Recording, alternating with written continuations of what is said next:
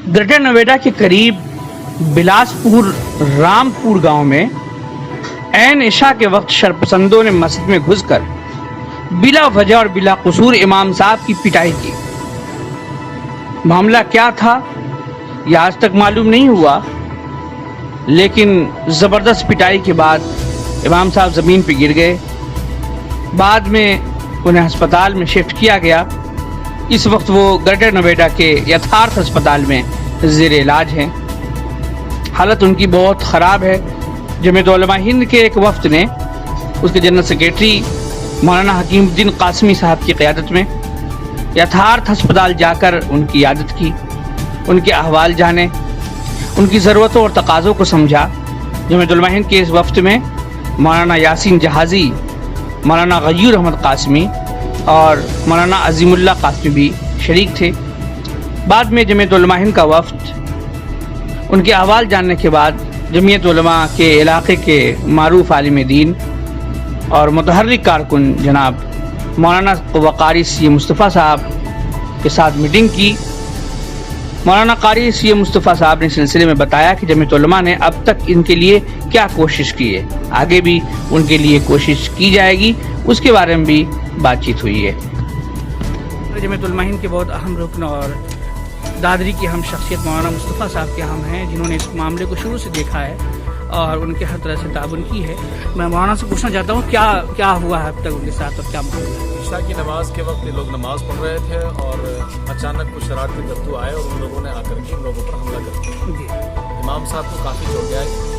प्रशासन को जैसे ही मालूम हुआ, हम लोगों ने प्रशासन हम तक जो कॉलें आई और प्रशासन को जब मालूम हुआ तो हमारे डीसीपी साहब और एडिशनल डीसीपी साहब और एसीपी साहब और क्षेत्र के जो अधिकारी थे, हमारे इंस्पेक्टर साहब दनकौर, सारे अधिकारी मौके पर पहुंच गए और पहुंचने पर उन लोगों ने बहुत ही सख्त एक्शन लिया और इस मामले को आगे नहीं बढ़ने दिया। प्रशासन अगर बर वक्त न पहुँचता और मौके पर जाकर सही कार्रवाई न करता ईमानदारी के साथ, तो ये मामला बहुत आगे बढ़ सकता था और इलाके में हालात ख़राब होने का पूरा खतरा था।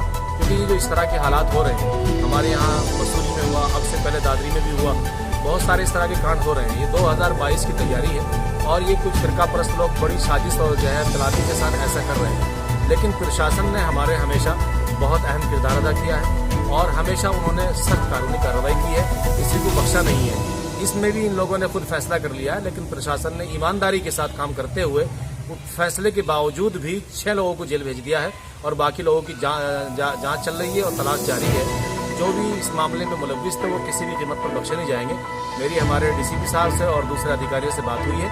तमाम अधिकारी बहुत ही ईमानदारी के साथ काम कर रहे हैं। इसी मामले में नहीं, उन्होंने हमेशा यहाँ जब भी ऐसे हालात पैदा हुए हमेशा ईमानदारी के साथ काम किया है। सच्चाई यही है कि उन्होंने यहाँ मामले को आगे नहीं बढ़ने दिया है, जबकि मुस्लिम तादाद इस इलाके में बहुत ज़्यादा नहीं है, लेकिन उसके बावजूद प्रशासन ने हमेशा हमारी जमीयत उलमा हिंद और दूसरी तंजीमों का भरपूर जो है एहतराम भी किया है और बहुत ही विश्वास में लेकर के उन लोगों ने काम किया है। हमेशा वो अच्छा काम करते हैं और जो है ईमानदारी के साथ काम करते हैं, वो पक्षपात नहीं करते हैं। इसीलिए हमारे इस इलाके में हालात साजगार हैं और जो हालात बिगाड़ने की कोशिश की गई बहुत मरतबा वो हालात बिगाड़ नहीं पाए।